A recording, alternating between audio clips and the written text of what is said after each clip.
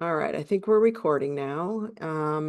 So welcome everyone. It is fabulous to see you all today. Thank you so much for taking time out of your Friday to join us. We are excited. This is the first time we've ever done anything like this with Wittenberg. So thank you to Rachel Wilson for reaching out and having the idea to pull this together. We have a slide presentation for you today that I'm going to open here in a second. And then we'll go ahead and get started. So let me share this. Is everybody able to see my slide presentation? Okay, fabulous. So as I mentioned, Rachel reached out, and we'll do a quick intro here in a second. Rachel reached out and had this great idea. So thank you, Rachel, for doing that. And thank you everyone for taking the time, as I mentioned, to join us today.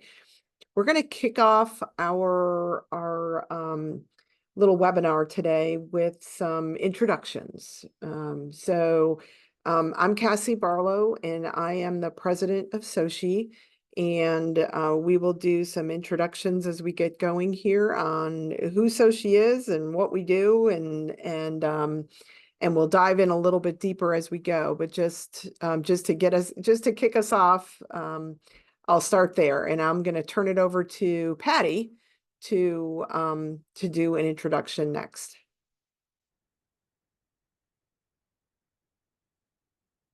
Patty, you're on mute. Sorry about that. Good morning. I'm Patty Beldemeyer. I'm the VP of Development here at SOCHE. We are excited to have you here today and to talk a little bit more about how Wittenberg can help you develop your pipeline of future workers. Fabulous. Rachel, why don't you go next? Yeah, I'm so excited to be doing this, Cassie, for your help. Thank you so much. I am a professor of economics in the business department, but I also run our business department's internship program. So all of our students have to do an internship. So I'll be talking more about that in a little bit. Awesome. Thanks, Rachel. Sabrina, can you go next? Can you hear me? Yes.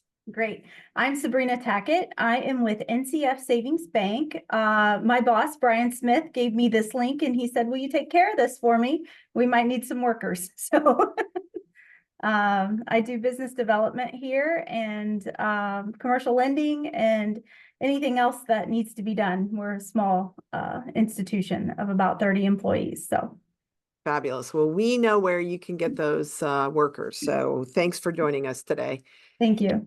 Karen, can you go next? Sure. I'm Karen Graves, and I work for the City of Springfield.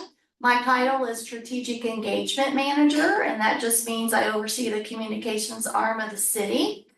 And I'm here today because we're always looking for talent, and I am in particular looking for some. So I'm looking forward to learning what you have to offer today. Fabulous. And my screen keeps coming up. I'm just going to say this in case something happens, that my internet connection is unstable. So I don't know what that means. I've never seen that before. So if I disappear, forewarning.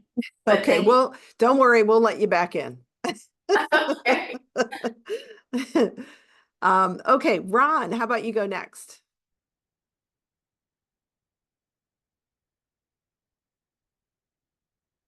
Ron, if you're talking, we cannot hear you. Cassie, I apologize. I'm working and listening, but this is Ron Gordon with Springfield City School District.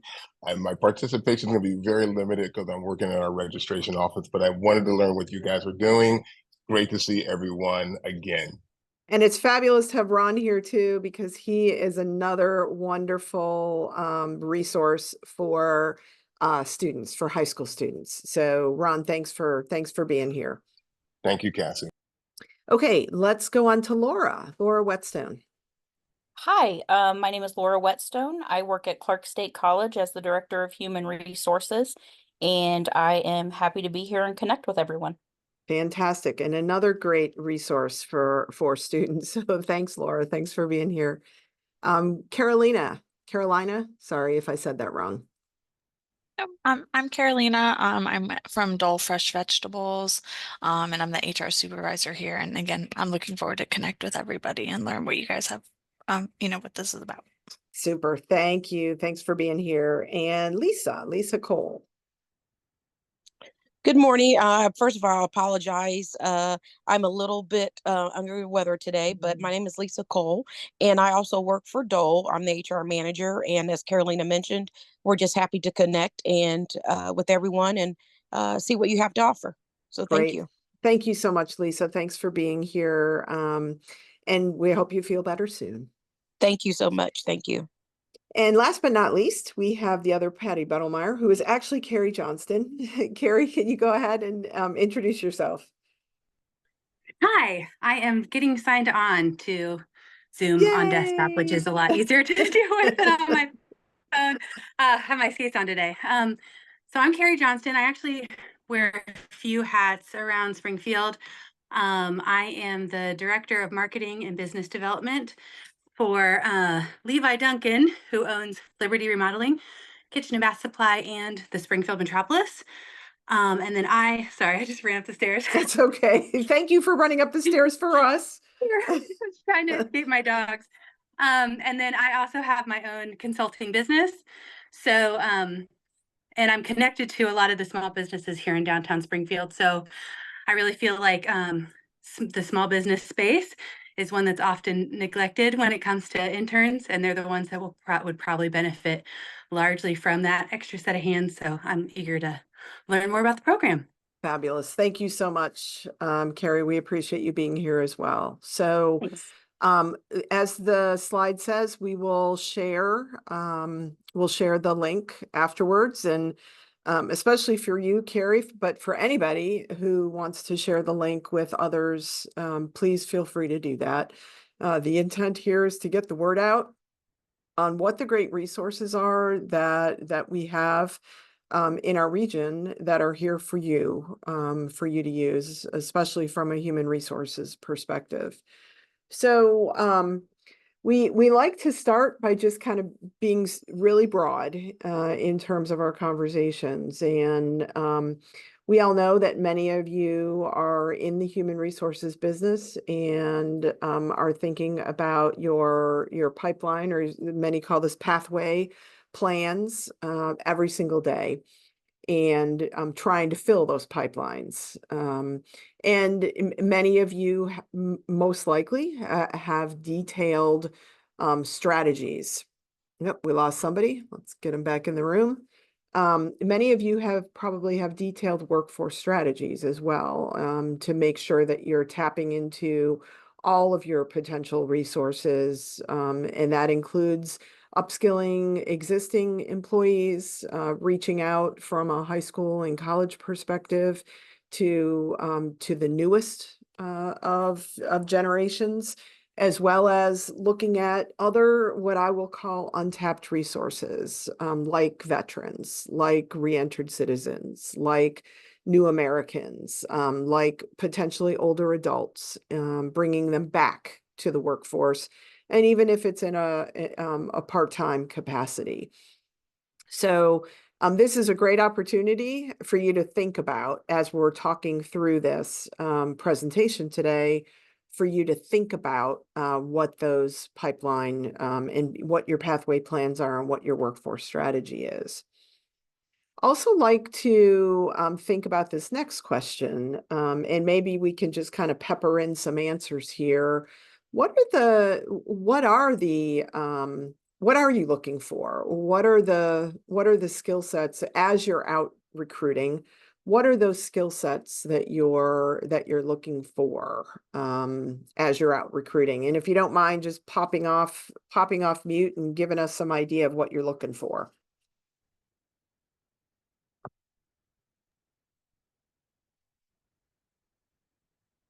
Well, I'm always looking for communication skills. Some of the younger people that we have are not exactly the best communicators, and I, for one, am looking for someone that's able to talk to someone first before anything else. I can teach the skills that they need for the job, but I can't teach them how to talk to people. So That's a good one. Thanks for sharing. So I think in the small business space, there's two things. One of the things that we love to look for in students is that, thirst for knowledge. So how can we partner with somebody who's looking to learn a business, and they figure out what their skill sets are and plug them in all kinds of places because, the small business owner wears all the hats. So any hats that we could hand off to someone. I think a lot of folks need help with marketing, need some savviness in the social media space. And then I think on the side of the business where, like, I have the remodeling business, I know that they just need a lot of administrative support. So there's things like pulling permits that involves just being organized and knowing who to go to and what to do, that we don't necessarily want our super skilled workers spending the time to do that. So if we have an administrative set of hands to do that, that helps us out quite a bit. Awesome. That's a great list there. Anybody else? Anybody else want to jump in with the skills that you're looking for? We do such a wide variety of hiring between staff and faculty and other positions, but I would agree with Sabrina regarding just the next generation of hires and some of that communication and how to bridge that gap. Fantastic. Well, you guys are going directly into the next topic, and that is what is the focus really of the state right now in terms of development of skill sets? So you have probably heard of the Ohio Means Jobs Job Readiness seal that many of our high school students are working towards, and in earning this and getting this placed actually on their diploma as they've earned this seal. And these are the skill sets that that are the focus of this readiness seal from the state perspective. So many of the things that you've mentioned already are on this readiness seal and are in the focus area. And the good news is Gen Z, based on the research, Gen Z has some of these and is ahead of previous generations in some areas, not all. But they do bring some good skill sets to the table. And so we thought it would be worthwhile to just mention, because they're approaching the largest generation that we have in the workforce. So from 96 to 2009 is the group of Gen Zers. Lot of future workers here across the country. And what they grew up with. Obviously, they are the internet generation. They're the Google generation. They grew up with smartphones in their hands and are very, very tech savvy. And someone mentioned the looking for marketing and social media. They are experts at that. Now, I'll tell you, obviously, maybe not experts from this perspective of your business and need some focus and some training in those areas, but definitely are comfortable with that in that space. Interesting that September 11th is history to them.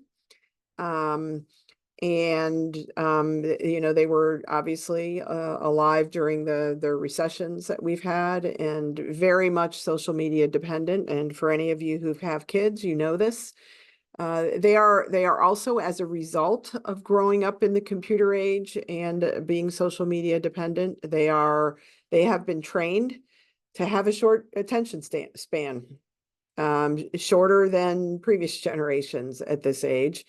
And that is totally based on their upbringing. And believe it or not, they prefer face-to-face.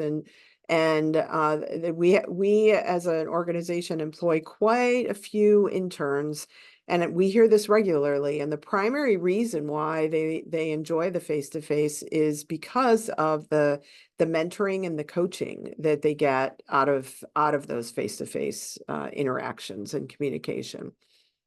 So these are some of the attributes of the Gen Zers. They want to solve problems, and they want to solve really big, audacious problems, and be a part of the big picture in your organization. They want to know how they tie in with your mission and vision.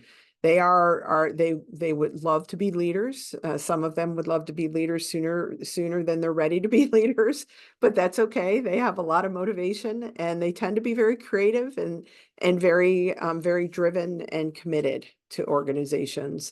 And they definitely like challenges, and they want to contribute. They want to contribute to something bigger than themselves. And that's something that I hear regularly from students who are in that era. So what I'd like to do at this point is move over to the Wittenberg University part of this presentation, and I will turn it over to Rachel to take it from here. So Rachel, over to you. Thank you. Thanks, Cassie. So I love hearing about the Gen Z students because that's who I'm teaching. And, it's just so spot on, and they really are neat. It's been, hard to watch them go through COVID, but seeing them come out of the other side's been really rewarding. And they are so hungry for that interaction and mentorship, for sure. So this will be the start of my 13th year at Wittenberg. And like I said, we require our business students to do an internship. It doesn't have to be for academic credit, but they have to do at least 105 hours, which is really just like, 2.5 weeks. So it's not a huge thing, but most of them do it for more than that. And then occasionally some of them will do it for academic credit.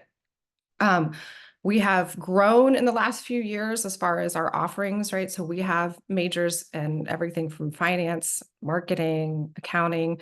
Our management now has concentrations like in supply chain and project management. We've started an international business major and economics. So we also are starting a minor this fall in risk management and financial planning. Our students, I'm actually from Springfield, grew up here, was gone for 10 years. When I was growing up, it felt like a lot of the Wittenberg students came from maybe the Northeast. That's changed a lot. The majority of them are from Ohio, what we call like our C corridor of Cincinnati, Columbus, and Cleveland. And I think especially because of COVID, they were just like wanting to go home for their summer internships. And they often don't think of Springfield as a place to do an internship. Part of that's just because sometimes they're really busy in the summer or the semester too. But I want to try to shift that because I love Springfield, and I feel like there should be a way that we can all mutually benefit here. I know I hear people talk about brain drain. And so I think this could be a great opportunity to get students to see what Springfield has to offer. This summer, I went and met with some of our interns at different sites, and all of the locations were like, these students are amazing. You talked about communication, Sabrina. I will say, I taught, and I went to a state school. I taught in graduate school in a state school for, I have 90 students in a classroom. They were not going to get an opportunity to learn to communicate in a situation like that. But one of the things that's really neat about a place like Wittenberg is if you are in a class size of 25, I'm going to call on you. I'm going to know your name. Every single one of my classes is going to have a presentation. I'm going to know when you weren't at class and see you somewhere else later and say, why did you skip my class? So no, I'm not saying all of them don't have some ways to move on, their communication style, but that's something that I think impresses people the most because you're totally right. They can learn the hard skills, but it's those softer initiative, leadership, communication skills that are really, really important. So part of my job is helping the students find internships and working with them. And I thought, maybe this fall I should start a class on job search essentials to try to help them go through like how to do the LinkedIn the right way, how to brand yourself, how to network. And so we're piloting that this fall. And I've got, I think, 25 students in there. And I thought, what if we could do a thing where we actually brought in some employers to interview them for a spring semester internship? And I'm not imagining that like every single of the 25 students has to get a job. In fact, I think it should be a little competitive, right? If we brought in 10 employers and only 10 people that interviewed the best got a job. So if this is something you're interested in, don't feel like, oh my gosh, all the students I interviewed weren't a good fit. You would not be committed to that. So Cassie, if you could go to the next slide. So what we're trying to do is something called Spring in Springfield. So the idea would be that if you're interested in this, you would, I should have put my email address on here. I could put that in the chat when we're done. You would email me a job description by October 1st. And then we would send out the student resumes and cover letters the week of the 21st. And then you could help participate in on-campus interviews on the November 4th that week. And then we'd extend offers the 18th. And so then they would come in the spring and do an internship. Our semesters are about 14 weeks. We have a spring break in there, a thing called Fire Week in the middle. Some of those students will be gone for that. And we would look for the interns to work 10 to 20 hours per week. And then the next slide, Kathy. So I do want to, mention pay. Our students, I know it's different in maybe education and nursing, they don't get paid. But our business students, I cannot think of the last time that they've had an unpaid internship. And in fact, the labor laws really want you to pay them because it gets into some gray, sketchy areas if you're not paying them and abusing labor. So there's a big movement to pay them. This I thought, well, let's get some data. So I looked at like what were students getting paid in the spring and the summer, just to give you an idea, right? So if you're thinking, well, I'm not really sure what I would do with an internship, I wanted to give you some ideas below here, right? Some different things that our students have done before that you could help with.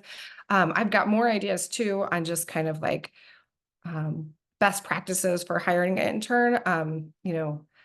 You want to make it successful for both of you. And so just having a little bit of forethought, again, it's not like that heavy of a lift, but some forethought on the front end and ways to do it can really make it so that you were like, oh, they brought so much value. And that's our goal at the end of the day, that it's mutually beneficial and there's a lot of value. I do not want you to think that just because the spring and Springfield thing is the only way to get an intern. If you need an intern, for the fall or in the summer, we have possibilities for all of that. So again, you could email me. I am like the kind of connection between my department and our career center, but our career center then works with all of our other majors, right? So our communication department, our graphic design professors, like they also have students that can be interns too. I'm just specifically promoting the business and economics interns. So I think that's my last slide. So I'm going to turn it back over to you, Cassie. Awesome. Thank you so much, Rachel. And we will have some time for questions at the end. We just wanted to give you a quick overview of who SOCHE is, because some of you are probably like, who is this organization that invited me to this meeting?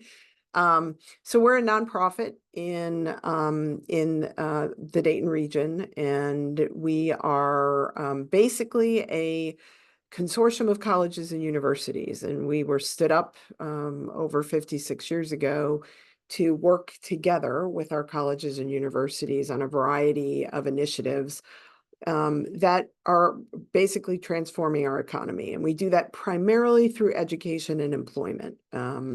And the employment side, which relates to what Rachel just talked about, is employing interns from our colleges and universities, and then also from our high schools as well. So if you happen to be a really small business who maybe has one human resources person or a half a human resources person and need help with the administration piece of the internship, that's where we come in to assist. And we work with all different types of industries across the state, really. We have a portfolio that is focused on professional development of faculty and staff at our colleges and universities, and that's the left-hand side of our portfolio. And then the right-hand side of the portfolio is really all about our workforce development. So that's everything from the Miami Valley Intern Academy, which is for high school students, to SOCHE Intern, which is for college students. And we also have a graduate student program, the Defense Associated Graduate Student Innovators program.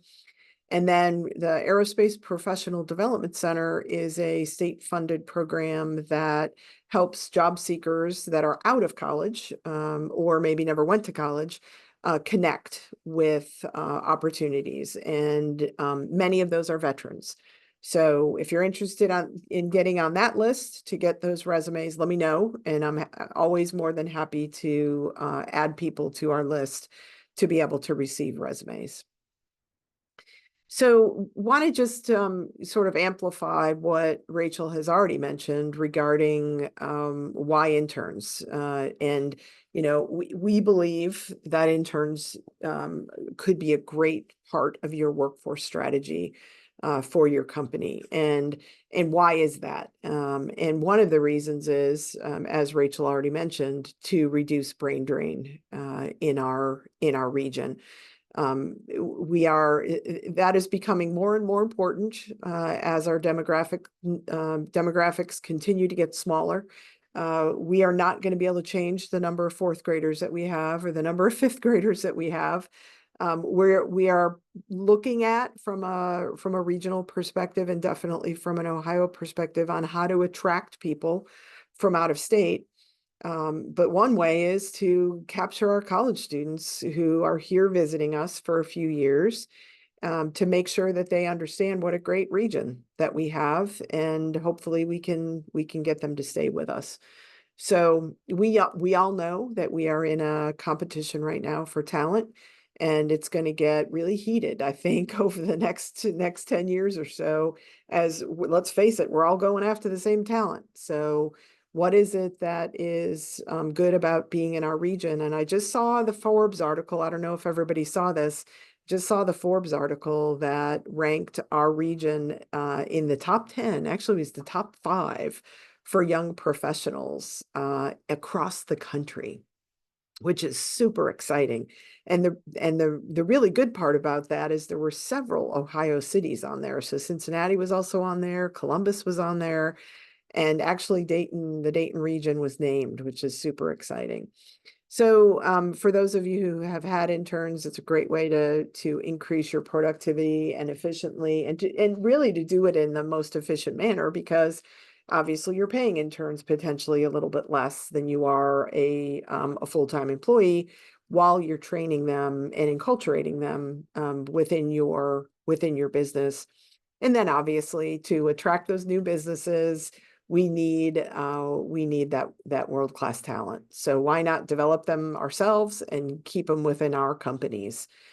So that's what practice says. In terms of the research, there's really great data out there that tell us that a good portion, actually, that number of 67% has actually gone up in the last year.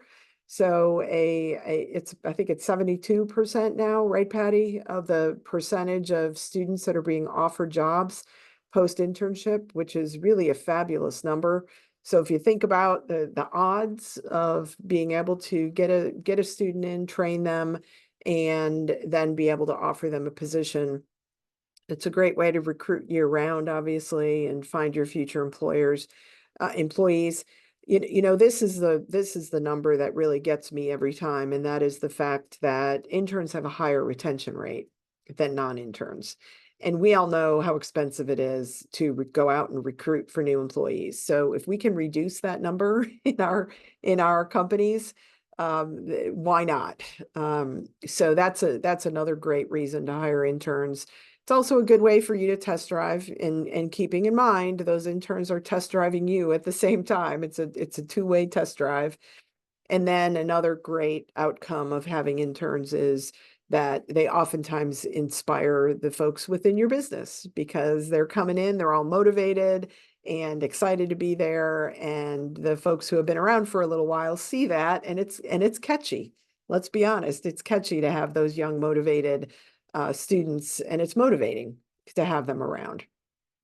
So Rachel mentioned the tips. We also offer some of those same tips out on our website, and we publish these for employers to be able to use. At the end of the day, if we can share best practice and help you have a more successful internship, that's what we want to do. So for a successful internship, we have found over many years of administering many internships, we have found that clearly defining job description and goals and expectations and linking the student's job description to the company's mission is critically important. And then, of course, making sure that the student understands what's going on in the company. So to have them meet with other colleagues and to have a mentor assigned is always a great best practice. And, encouraging that two-way feedback. Clearly, the student is primarily in listen and learn mode, but they may have some really good ideas, and they're not going to tell you potentially unless you ask. Some of them will, but not all of them. So it's important to encourage that two-way feedback and to include them in your activities, in your professional development activities, in your team activities. And help them with their long-term employment plans as well. They may be coming to you to try to discern what is it that I want to do in life, and could learn from your experience, learn from your company's experience. So what are the steps? Obviously, and Rachel talked through some of these already. First it starts with identifying the need. I think I need this. I think I need that. And defining that job description. We've got a bank of job descriptions, so we can assist with that if you need help with that. And then, of course, establishing that partnership. We are, if there's a specific program that you want to attach to at a specific university, that makes a lot of sense. And if you want to go a little bit broader and look for, develop relationships with multiple schools, that's another option, and multiple levels as well is another option. And then obviously recruiting and interviewing candidates, onboarding, as I mentioned, providing the mentor and working through, of course, all of the normal payroll and HR pieces to the internship. And then, a piece that we don't want to think about, and often, sometimes it comes up. Luckily, it's not often, because students don't want to have any employment issues. Clearly, when they're with you, they want to have it go smooth, but every once in a while there's an employment issue, and resolving those, obviously at the lowest level, is the best way to go from a HR perspective. So if you need assistance in doing that, we're here to help. We can assist in setting up the entire process and kind of walking you through specifically on the HR and the management side, because we know that sometimes businesses don't have the wherewithal to do that just because of capacity. So we can assist. We try to make it really easy. Everything from, building the internship to finding the talent and then helping with the employment cycle. We also have opportunities this is specific to high school students. We have the opportunity through multiple grants to be able to help with salary. So happy to chat about that if anybody's interested in learning more. But this has been a very nice opportunity for us over the last few years. And we have a specific one that is in only for specific months of the year, but this one is a really nice one because it helps us get to tech talent at our high schools and allows for 100% reimbursement. So our next cycle of this is coming up in January, We expect to be awarded in this next cycle. So we can, if you're interested, we can put you on our list so that when the time comes, we can send you a note and say, hey, it's time. We have actually supplemented quite a few IT organizations within employers with high school students who have been able to assist with help desk operations and a whole bunch of other IT tasks within businesses. So just wanted to make sure that you knew that. We've been, these are just some of the companies that we work with, some within some of the occupational areas, and how the process works. So we have a high school program, as I mentioned, that both of these are year round, as Rachel mentioned that as well on the college side. It's nice for the student. Some students have to work to be able to pay for college. So it's nice for them to be able to do internships instead of having to go work at Walmart or Target, because they can get real world experience while they're doing that.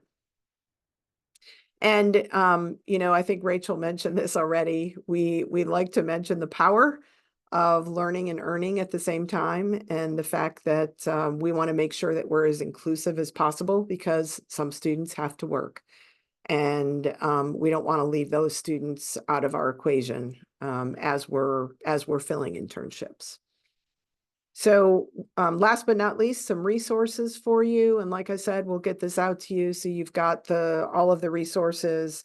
And I think Rachel said she was going to put her information in the chat box. So last slide is really questions, and I will end the slideshow so we can all see each other and have some dialogue. But our pleasure to host this session today and to have all of you here, and we'd be more than happy to answer any questions.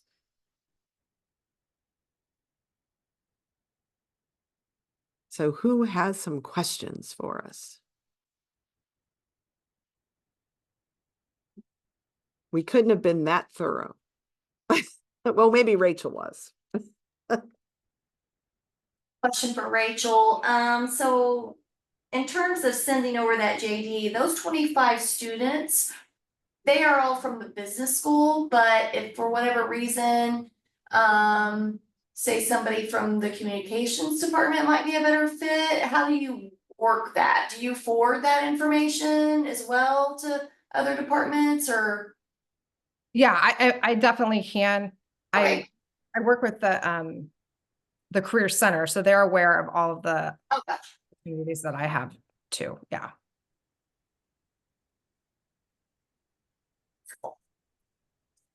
Yeah, the Career Center is a great resource. You all are a handshake school, right, Rachel? To say handshake, something that you should all be on. I selfishly don't want you to be, because it opens you up to other schools, but I want you to get the best intern, and we might not have somebody available. So handshake is the most widely used thing for colleges to post jobs from companies. So, I mean, there's thousands of companies that are on there, and you create a handshake account, and then you reach out to different colleges in the region, and they'll approve you. And then when you have a job, it gets posted on there. And so then any student that was in this area that's I want a job in marketing, an internship in marketing, and Dayton can find you. And it's free, right, to the employer? It is. We pay a little bit, but we use it for our student employment too, for other things too. And the handshake is how we track our internships. So.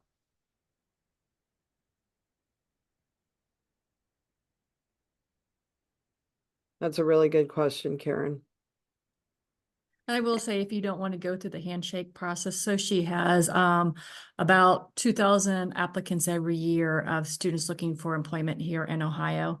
We have our own separate handshake dedicated to this region that we can always help to identify some local students or out-of-state students too.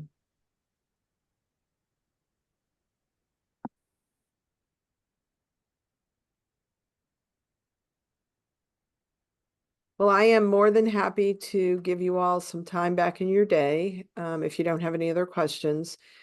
You all have our information, and you'll have it again when we send out the email. So please don't hesitate to reach out and ask questions if you have any more. And just thank you again. Thank you for being here. Thank you to Rachel for the great idea. I love it. And let us know how we can help. Let us know how we can help fill your workforce needs. Thanks, Cassie. Take care, everybody. Thank you, guys.